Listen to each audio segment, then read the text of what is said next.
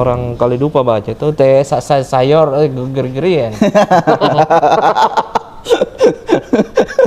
Tapi saya lihat di channelnya abang ini banyak yang minta belajar, banyak yang bilang terima kasih karena ilmu yang didapatkan dari channelnya abang gitu. Ya itu apa yang saya lihat, karena kan sekarang banyak petani baper di luar sana. Ketawain kita itu orang kalau kita bilang kita pengusaha baru penghasilan keuntungannya kita itu di bawah UMR malah. Dan kita rasionalkan aja. Om Iqbal, klasik sekali Om Iqbal sama Andi, nama tadi? Iya.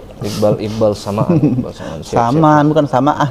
Samaan. Kalau samaan itu kan kita sama. Iya, memang kita samaan karena sama-sama hamil. Dari Kolaka jauh-jauh ke Kendari. Bagaimana hidroponik di sana, Om? Ya, alhamdulillah lancar. Kadang kencang, kadang kendur. Iya. Kadang kencang sekali, kadang kendur sekali. Sama hubungannya itu orang dia, kadang kencang, kadang kayak hubungan kayak perasaan hubungan. gitu. Jadi menanam apa sekarang Om di sana? Dulu banyak macam-macam sampai 7 varietas. Sekarang kita fokus di 3 saja Om. Apa selada, pakcoy, dan seledri saja. Seledri. Gitu. Karena ini kita fokus sama yang banyak yang laku. Oh, gitu. Banyak yang laku. Oke. Jadi yang bisa kita simpulkan adalah ketika kita berhidroponik memang kita harus menanam sayur yang apa yang laku ya. Jangan tanam semua begitu ya. Iya. Idealnya seperti itu. Sesuai pasarnya kita begitu ya. Idealnya seperti itu. Oh, begitu Om Di. Karena percuma juga banyak. Memang bagus kalau banyak dilihat, apalagi kalau ada yang kunjungan begitu. Memang cantik dilihat, tapi kan kita juga harus rasional kan Om. Kita ini kan intinya kan mau berwirausaha, jadi kita fokus sama pada jenis sayuran apa saja sih yang masyarakat banyak beli gitu. Yang banyak beli. Oke, siap. Selama kita berhidroponik Om, itu berapa lama baru balik modal? Kalau berbicara balik modal, sebenarnya itu terputar-putar terus. Maksudnya begini, kadang sudah mau kembali, tiba-tiba saya mengambil lagi begitu, membuat untuk memperlebar lagi. Apa ini mengambil apa ini? Apa ini mengambil apa lagi? Mengambil misalkan saya ini sudah mau balik modal, saya ngambil kur lagi gitu. Oh, ambil kur lagi. Tapi itu sudah mau dekat-dekat kembali modal itu, balik modalnya gitu. Nah, itu kan kita sudah punya penggambaran bahwa bisnis ini akan kembali modal. Jadi kita juga berpikir ke depan bagaimana untuk menambah aset lagi untuk memperbesar kebun begitu. Iya. Jadi sekarang itu apa nama kebun tak? Kebunnya itu namanya kebun sayur hidroponik sayur green. Sayur green. Sayur green. Oh iya, kalau dibaca sayur green, tapi kalau orang kali lupa baca itu teh sayur geger-gerian. No komen saya Om kalau kayak gitu. Astagfirullah. Terus dari pengalamannya kita menanam sayur begitu, yang kita lihat kendala dari selama kita menjadi petani hidroponik itu apa kira-kira itu? Kalau kendala awalnya itu sih kita kan mulainya nggak pakai ilmu ya, cuma modal nekat aja ya, awalnya kan gitu. Lagi pula sempat juga belajar, tapi itu dari iklim yang berbeda. Saya kan pertama kali belajar hidroponik, kenal hidroponik itu kan di Malang. Itu iklimnya dingin di sana. Tiba-tiba kita ke Malang di? Iya. Waktu kuliah. Malang sekali ya? Iya, Malang sekali. Malang sekali Anda. Terus? Itu tiba-tiba ke Kolaka dengan iklim yang berbeda, jadi kita nekat aja gitu. Alhamdulillah cocok. Itu ya. Tapi ada juga sih tantangannya juga seperti rentan kena busuk akar. Tapi alhamdulillah yang itu sudah kita bisa tolerir karena banyaknya komunikasi di dalam komunitas. Jadi itu bagusnya kalau kita punya komunitas. Jadi kalau ada masalah kita sharing, alhamdulillah bisa dikasih solusi dari teman-teman komunitas. Itu. Tapi kita berhidroponik itu sudah berapa tahun kah? Hidroponik itu saya masih pemula sebenarnya, hitungan 2,5 tahun gitu. 2,5 tahun. Sama aja, saya belum lama jadi hidroponik, saya masih pemula juga. Pemula sekali, di bawahnya pemula. Di bawahnya kalau ada kayak new user itu di bawahnya lagi. Hanya memang bawahnya pemula, tapi saya lihat di channelnya abang ini banyak yang minta belajar, banyak yang bilang terima kasih karena ilmu yang didapatkan dari channelnya abang gitu. Ya itu apa yang saya lihat, karena kan sekarang banyak petani baper di luar sana. Saya itu agak malas sebenarnya terlalu bikin konten. Nah ini kan saya undang kita ke sini karena jujur saya selama hidroponik gitu Om, Saya ndak pernah tahu bagaimana caranya itu hitung berapa ya sebenarnya yang harus kita jual itu sayuran, berapa sebenarnya modal yang harus kita kumpulkan untuk bikin satu produksi sayur begitu toh. Terus yang lain-lain, karena apa di sebelum saya itu jujur saya menanam itu buta-buta. Ibaratnya saya menanam modal kan, menanam. Terus jual itu sayur. Berapa yang laku? Itu lagi diputar. Jadi saya enggak berhitung seperti kayak untuk menentukan HPP begitu kan. Nah, makanya saya undang kita sini. Saya mau dengar pengalaman tak kira-kira bagaimana sih seorang petani hidroponik itu untuk mengkalkulasi atau menghitung-hitung tentang HPP. HPP itu apa Tom?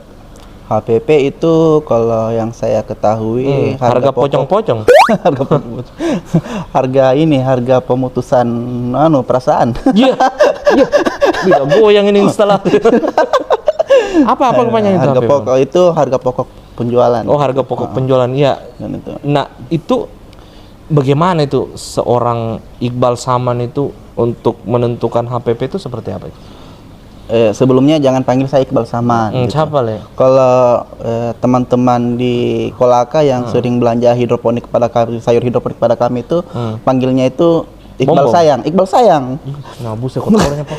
Iqbal Sayang itu kan sayur green tuh SYG, tuh SYG. Kalau disingkat kan SYG, lo orang baca itu sayang. Jadi Iqbal Sayang. Saya panggil kita sayang ini. Iya. Itu banyak sekali mak-mak bilang saya Iqbal Sayang. Beda istri kok. Pulang cepat sama siapa kita syuting. Nama Iqbal Sayang. Oke, jadi gimana itu HPP Om? Sebenarnya begini, kalau dulu saya sama sekali tidak ada punya ilmu tentang keuangan begitu kan. Jadi saya buta-buta aja. Basicnya kita apa Kak? Tukang ojek? Basicnya saya? Begal. Perusahaan hubungan. Saya basicnya saya pendidikan. Pendidikan Bang. Oh, pendidikan. Apa? Guru? Guru. Oh iya. Jadi itu saya juga tidak punya basic untuk mengetahui tentang bidang keuangan itu. Saya menentukan harga juga, lihat-lihat juga pasar kan, sering-sering tanya sama teman, sering-sering tanya juga tentang harga melalui komunitas, di Jawa berapa, di Sumatera berapa, Kalimantan berapa gitu. Oke. Jadi saya ambil di Kendari yang pertama sebelum Kolaka. Kan yang di Kendari itu. Itu saya jual harga katanya 10.000 gini, gitu. Sekilo begini kan begitu. Jadi saya ngikutin itu pertama. Tapi kemudian saya alhamdulillah dapat undangan untuk ikut pelatihan gitu kan, pelatihan dari Dinas Koperasi dan UKM tentang mengelola keuangan untuk UKM. Saya baru tahu di situ ternyata HPP itu seperti ini gitu. Jadi intinya itu kita harus hitung berapa sih yang kita harus keluarkan, baik biaya langsung maupun biaya tidak langsung untuk menghasilkan suatu produk begitu. Oke. Yang biaya langsung tidak langsung itu seperti apa? Kalau biaya langsung kan misalkan yang terkait dengan produksi misalkan. Kalau hidroponik misalkan biaya bibitnya. Oh, itu biaya langsung. Biaya langsungnya. Seperti biaya tidak langsungnya itu ya misalkan kalau dalam proses produksi itu kita ada yang namanya makan begitu kan. Kalau ada yang bantu kita misalkan, kemudian ada tenaga-tenaga yang bukan tenaga inti sih, yang dipanggil-panggil harian gitu, bukan yang ini. Yang bisa bantu-bantu kita. Freelance. Freelance ya cocok. Yang freelance itu kemudian biaya bensin juga biasanya untuk mengantar untuk itu. Bensin ya? Biaya bensin juga itu biaya tidak langsung. Kadang juga ada biasanya bibit yang tidak bagus kan. Bibit tidak bagus itu tidak jadi lah begitu. Tidak jadi juga itu. Jadi intinya berapa sih total biaya baik langsung maupun tidak langsung itu berapa sih totalnya yang kita harus keluarkan untuk menghasilkan produk yang kita... Coba ajar kita dulu, karena ini kan yang nonton ini ya siapa tahu ada yang mau jadi petani hidroponik atau ada yang kayak saya sudah jadi petani hidroponik tapi tidak mengerti apa itu HPP. Yang kita tahu menanam, jual, uangnya beli kue, asik. Itu sebenarnya saya juga sebenarnya ini masih belum terlalu mahir juga, tapi ini berdasarkan pengalaman aja ya Om. Iya. Karena saya makanya saya panggil kita karena pengalaman. Kalau secara intinya itu kan butuh ahlinya bro. Butuh ahlinya. Jangan sampai nanti ahlinya lihat diketawai kita Pak. Ya enggak apa-apa, kan saya panggil kita karena pengalaman. Oh iya gitu. Dan misalkan itu kita punya kebun kan untuk memproduksi misalkan 5.000 lubang tanam kan. Iya, misalnya. 5.000 lubang tanam itu kita harus punya modal instalasi itu 60 juta misalkan. Contohnya misalkan aja kan. Misalkan 60 juta itu kita targetkan itu bisa berproduksi selama 5 tahun aja. Ini misalkan 5 tahun. Berarti setiap tahun itu biaya penyusutannya itu berapa? Jadi 60 dibagi 5 itu kan 12 juta misalkan ya. Jadi 1 tahun itu untuk biayanya instalasi semua untuk peralatan itu misalkan 1 tahun itu biaya penyusutannya itu 12 juta, berarti per bulan 1 juta kan? Nah, itu 1 juta. Oke. Itu dari segi peralatan. Oke, kita berbicara produksi. Kan misalkan selada 5.000 misalkan selada kan. Selada itu harganya 100.000, anggaplah 100.000 per bungkus kan. Kalau 5.000 itu kan berarti 5 bungkus, berarti 500.000 kan. Nutrisinya, airnya, listriknya, anggaplah semua 1.500.000 lah semua. 1.500.000 semuanya itu sudah jalan secara produksi, ditambah dengan biaya peralatan penyusutannya tadi 1 juta, berarti semuanya 2.500.000. Nah, itu biaya HPP 2.500.000. Itu untuk kita sendiri kan kalau belum ada. Dan itu untuk hitungan 5.000 lubang tanam. 5.000 lubang tanam. Nah, kali nih misalkan 2.500.000 dibagi 5.000 lubang tanam. Berapa itu, Om? Rp500. Rp500. 5.500 rupiah. Jadi Rp500 itu kita masih untung. Masih untung kalau kerja sendiri. Oke. Kita jual 600 Pak, masih untung, Bro. Kita jual 700 masih untung. Masih untung ya? Iya itu. Tapi kan itu kalau kita berbicara produksi skala besar.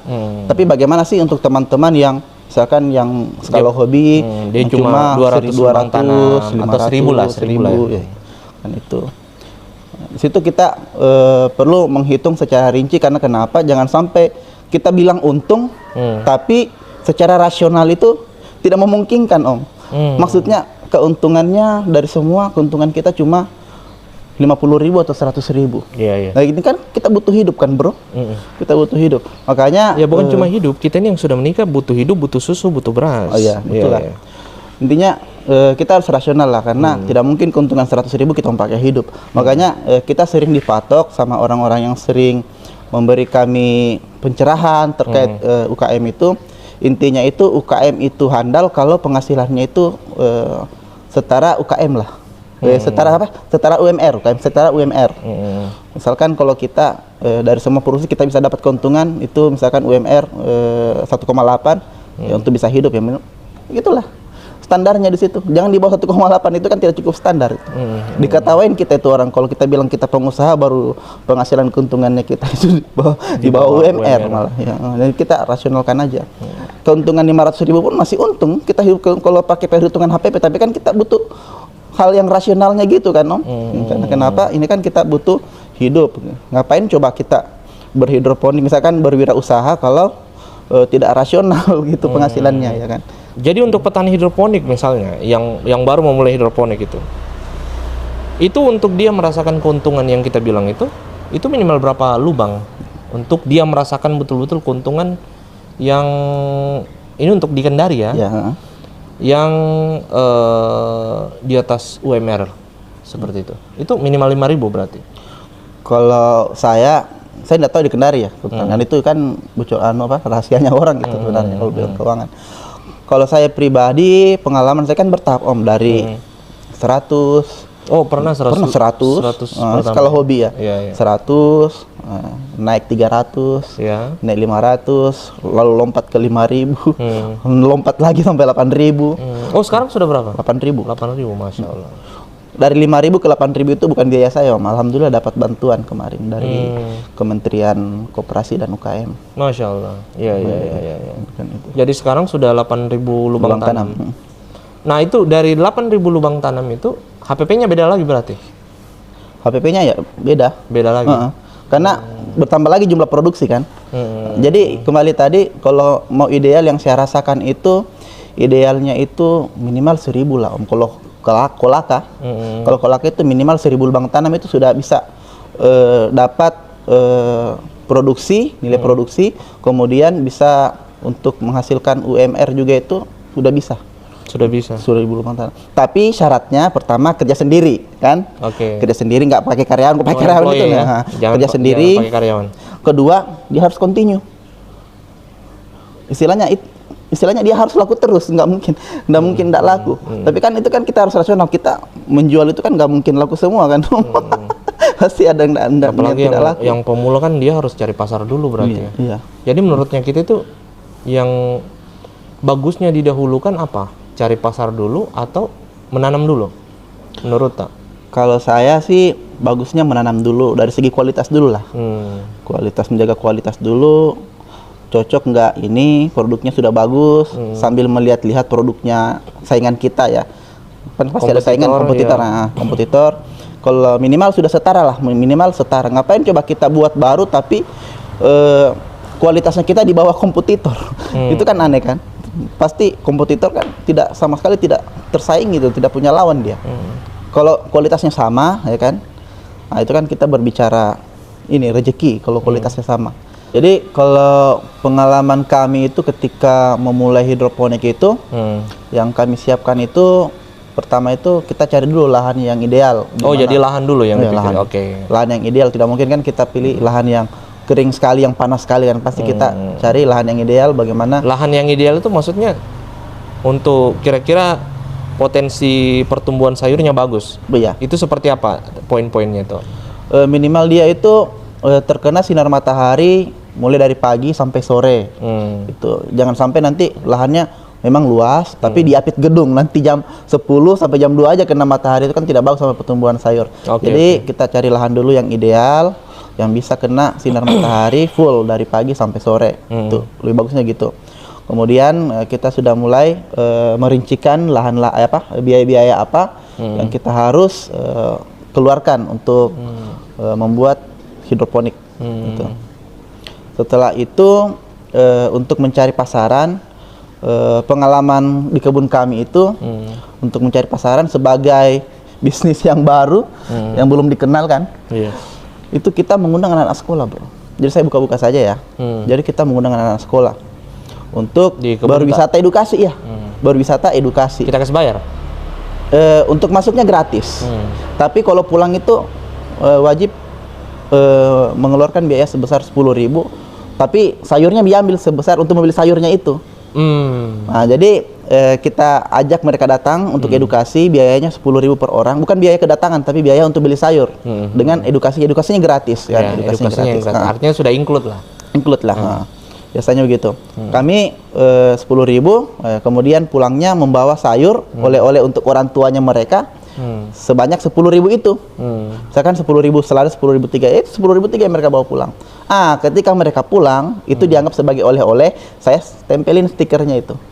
Hubung ini gitu. Nah, alhamdulillah itu sekitar 60-70% itu dari yang datang itu adalah pelanggan tetap kami, orang-orang tuanya itu. Masya Allah. Dan sampai sekarang? Sampai sekarang alhamdulillah. Masya Allah.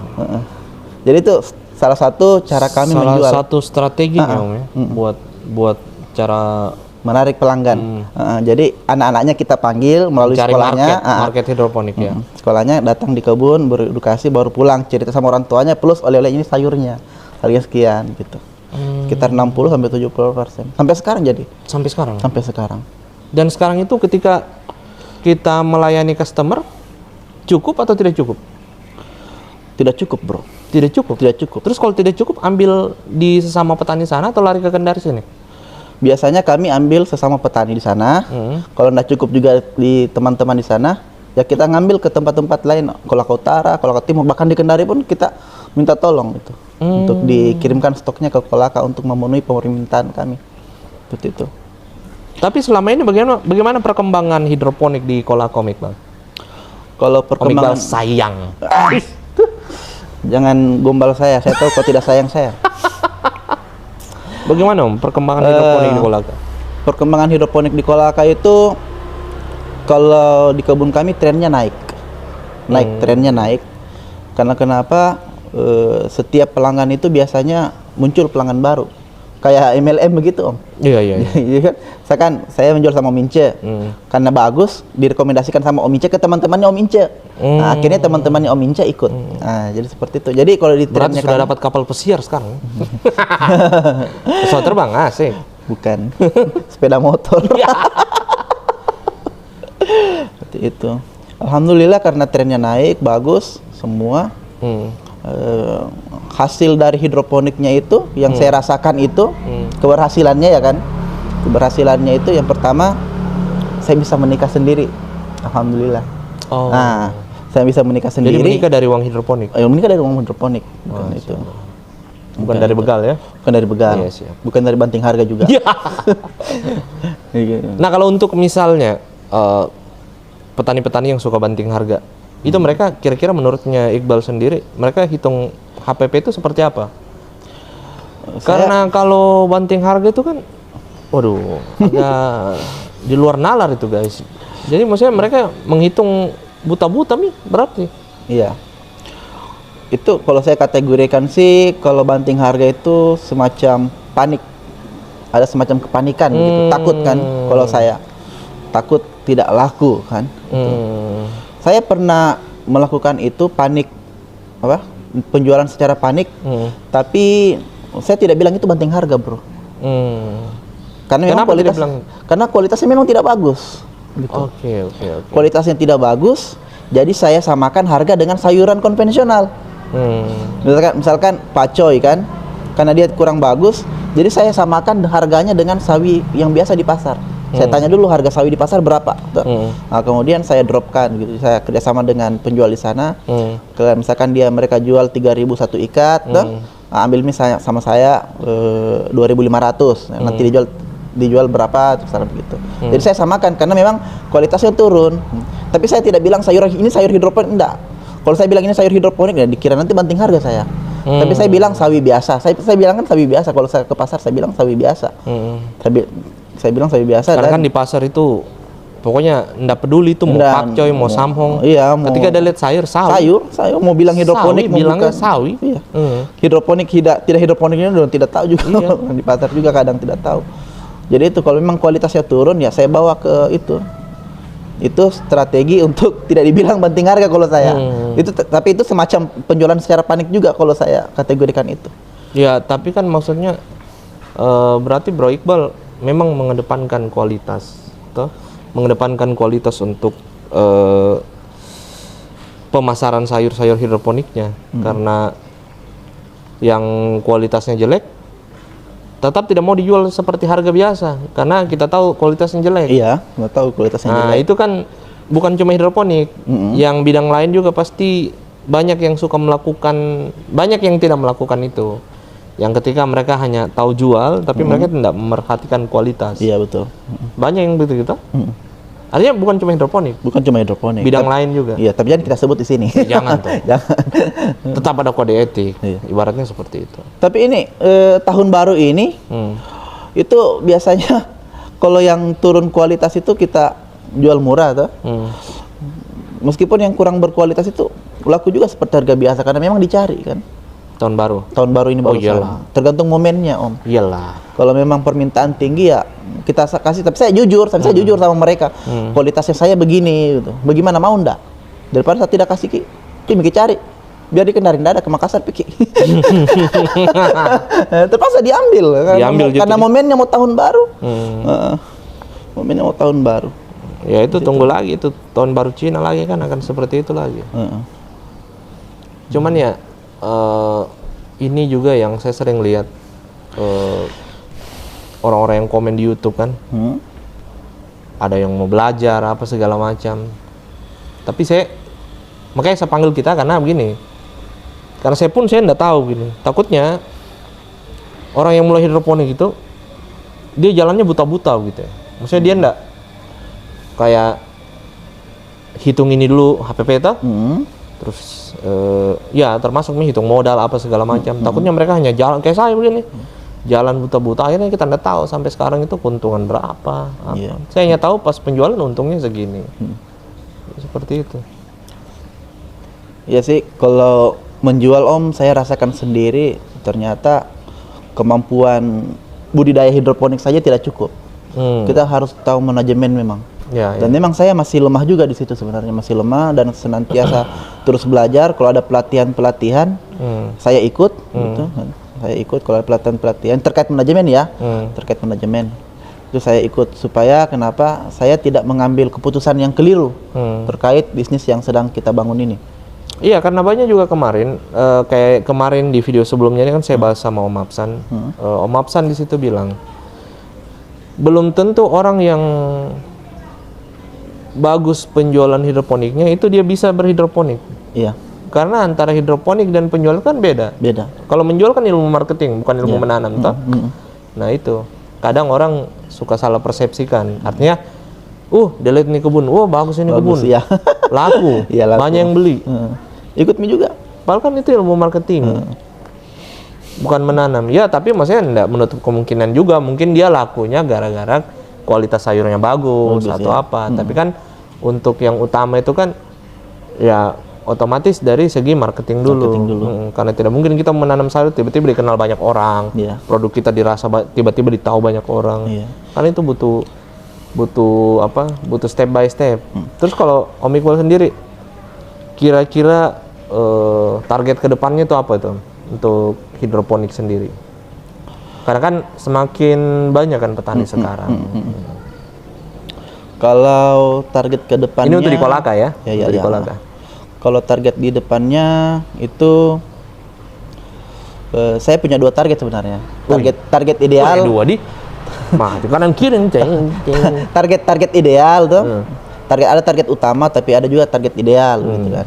Target ideal istilahnya yang kita ya mampu raih gitu kan. Istilahnya yang bisa kita raih ke depan itu. Kalau target utama yaitu yang masih kita cita-citakan gitu, gitu kan. Tapi saya fokus sama target idealnya saja. Target idealnya itu minimal dalam satu kecamatan itu sekitar 50%-an dulu lah. Kecamatan inti ya, pasar hidroponik yang membeli di kebun sayur sayur green. Untuk di kecamatan saya, ini kecamatan Kolaka. Bukan Kabupaten Kolaka ya, untuk di kecamatan Kolaka. Target kita itu 50%. 50% masyarakatnya. Karena kenapa sekarang kualitasnya itu sayur kita sudah hampir menyamai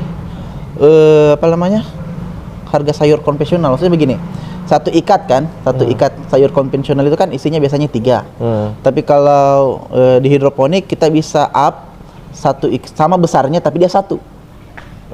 Gitu kan. Nah, jadi istilahnya kita bisa jual sampai 3.500 satu biji toh. Kemudian sama juga dengan konvensional harganya 3.500 juga. Tapi satu ikat, tapi besarnya sama, yang diikat dengan yang satu biji ini sama. Jadi nanti kita kasih pilihan aja sih pembeli itu. Mau pilih mana? Ini tidak disemprot, nah, kita jamin tidak semprot pestisida. Itu kita jamin. Kalau dia butuh ada legalitasnya, kita punya ada sertifikatnya. Ini bukan ini. Makasih Om Andres sudah fasilitasi kami. Iya. Memang itu D1 itu. Sudah fasilitasi kami untuk mendapatkan sertifikat. Saya juga deh kebunku sertifikatan sayur gaib. Karena hilang-hilang sayurnya. Alias tidak menanam. Kan itu. Jadi kalau butuh legalitasnya kita tunjukkan legalitasnya. Nah, kemudian sayur yang ini kan mereka tidak berani jamin kan. Gitu. Jadi silakan pilih ya. Pasti kalau masyarakat yang bisa paham itu pasti pengalaman kami pasti memilih kami untuk itu. Jadi kita idealkan sama harga dengan yang konvensional, tapi kita dari segi kualitas lebih besar begitu. Tapi bukan sampai 2 bulan sampai tua sekali sampai bolting enggak. Sampai bolting. Tapi yang masih layak lah untuk dikonsumsi seperti itu. Tapi kalau selada kayaknya susah untuk turun harganya. Iya. Susah untuk turun saat ini, kecuali mungkin panennya bersamaan. Harganya di situ ya. Berapa harga jualnya kalau di Kolaka?